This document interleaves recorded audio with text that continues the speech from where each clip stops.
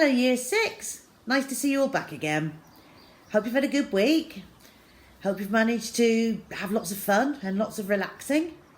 Rusty's relaxing today with his favourite teddy. He's having a nice time. I'm really excited about this week's book. We finally finished Ratburger, didn't we? Which was a long story, so I've chosen a shorter one, which probably will take us about 3 weeks, maybe 2, but possibly 3 weeks, okay? But I'm very excited about it. It's The Wreck of the Zanzibar by Michael Morpurgo. And I'm excited about it because the book is set in the Scilly Isles. Not silly like stupid, that's just their name, the Scilly Isles. Okay, and it's particularly set on this island here called Briar.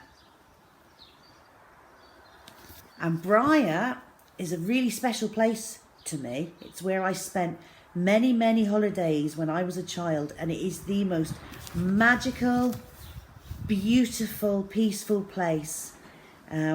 Best memories of my childhood, and I'd love to go back there one day. So I shall be excited to read this story and hear about all the places that I actually know. I hope you'll enjoy it too. So settle yourselves down and here we go. Okay, here we go. The Wreck of the Zanzibar. My great-aunt Laura died a few months ago. She was 100 years old. She had had her cocoa last thing at night, as she usually did, put the cat out, went to sleep and never woke up. There's not a better way to die. I took the boat across to Scilly for the funeral. Almost everyone in the family did. I met again cousins and aunts and uncles I hardly recognised, and who hardly recognised me. The little church on Briar was packed, standing room only. Everyone on Briar was there, and they came from all over the Scilly Isles, from St Mary's, St Martin's, St Agnes and Tresco. We sang the hymns lustily because we knew Great-Aunt Laura would enjoy a rousing send-off. Afterwards, we had a family gathering in her tiny cottage overlooking stinking Porth Bay. There was tea and crusty brown bread and honey. I took one mouthful and I was a child again, wanting to be on my own. I went up the narrow stairs to the room that had been mine when I came every summer for my holidays. The same oil lamp was by the bed, the same peeling wallpaper, the same faded curtains, with the red sailing boats dipping in the waves. I sat down on the bed and closed my eyes. I was 8 years old again, and ahead of me were 2 weeks of sand and sea and boats and shrimping and oyster catching and gannets and Great-Aunt Laura's stories every night before she drew the curtains against the moon and left me alone in my bed. Someone called from downstairs and I was back to now. Everyone was crowded in our sitting room. There was a cardboard box in the middle of the floor. "Ah, there you are, Michael," said Uncle Will. He was a little irritated, I thought. "We'll begin then." And a hush fell round the room. He dipped into the box and held up a parcel. "It looks as if she's left us one each," said Uncle Will. Every parcel was wrapped in old newspaper and tied with string, and there was a large brown label attached to each one. Uncle Will read out the names. I had to wait some minutes for mine. There was nothing I particularly wanted, except Zanzibar, of course. But then everyone wanted Zanzibar. Uncle Will was waving a parcel at me.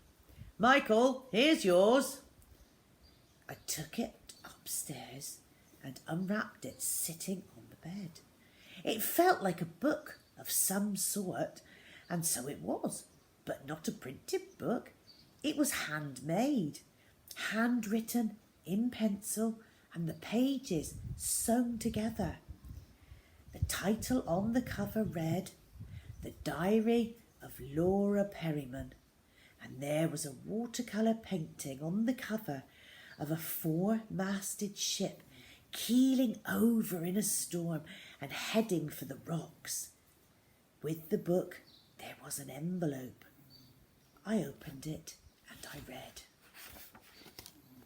"Dear Michael, when you were little, I told you lots and lots of stories about Briar, about the Isles of Scilly, you know, about the ghosts on Samson and the bell that rings under the sea off St. Martin's, about King Arthur still waiting in his caves under the Eastern Isles.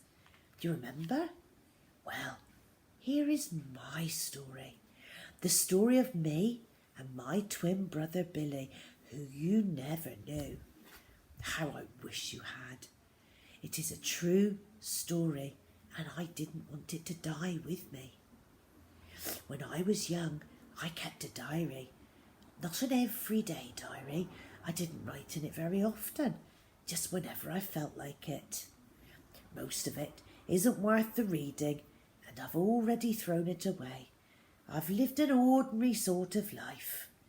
But for a few months, a long, long time ago, my life was not ordinary, not at all. This is the diary of those few months. Do you remember you always used to ask where Zanzibar came from? You called him Marzipan when you were small. I never told you, did I? I never told anyone. Well, now you'll find out at last. Goodbye, dear Michael, and God bless you. Your great Aunt Laura. P.S. I hope you like my little sketches. I'm a better artist than I am a writer, I think. When I come back in my next life, and I shall, I shall be a great artist, I've promised myself. The Diary of Laura Perryman, 1907. January the 20th. Laura Perryman, you are 14 years old today. I said that to the mirror this morning when I wished myself a happy birthday. Sometimes, like this morning, I don't much want to be Laura Perryman, who lived on Briar all her life and milked cows.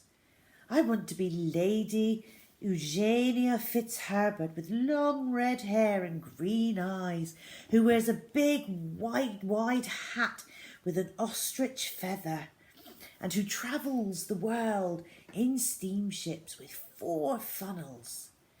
But then I also want to be Billy Perryman, so I can row out in the gig and build boats and run fast.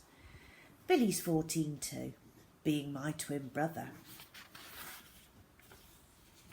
He would be. But I'm not Lady Eugenia Fitzherbert, whoever she is, and I'm not Billy. I'm me. I'm Laura Perryman, and I'm 14 years old today. Everyone is pleased with me, even Father, because I was the one who spotted the ship before they did on St. Mary's. It was just that I'd been in the right place at the right time. That's all. I'd been milking the cows with Billy as usual, and I was coming back down with buckets over Watch Hill when I saw sails on the horizon, out beyond White Island. It looked like a schooner, 3 masts. We left the buckets and we ran all the way home. The gig was launched in 5 minutes. I watched the whole thing from the top of Samson Hill with everyone else. We saw the St. Mary's gig clear the harbour wall, the wind and the tide in our favour. The race was on.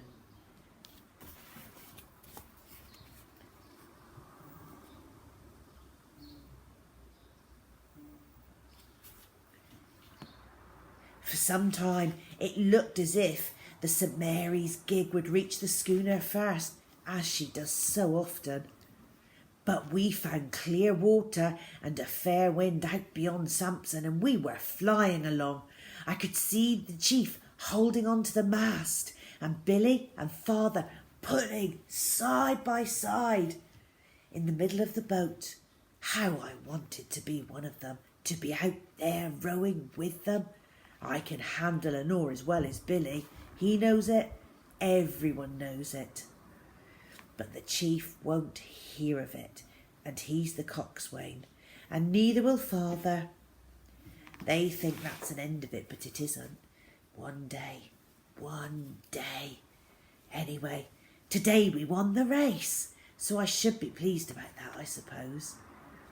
St. Mary's boat lost an oar. She was left dead in the water and had to turn back.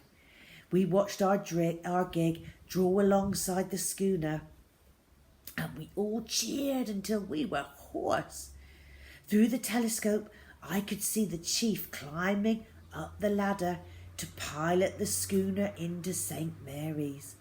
I could see them helping him on board and then shaking hands with him.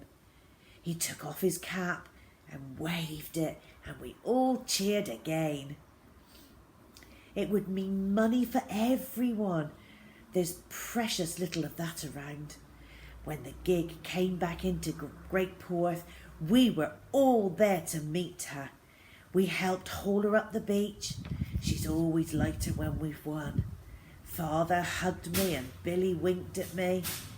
It's an American ship, he says. The General Lee, bound for New York. She'll be tied up in St. Mary's for repairs to her mizzenmast and could be there a week, maybe more. That evening, Billy and I had our birthday cake from Granny May as usual. The chief and crew were all there as well, so the cake didn't last very long. They sang happy birthday to us, and then the chief said we were all a little less poor because of Laura Perryman had spotted the General Lee. And I felt good. They were all smiling at me. Now's the time, I thought. I'll ask them again. Okay, I'm going to stop there, click straight on to part 2, and we'll continue.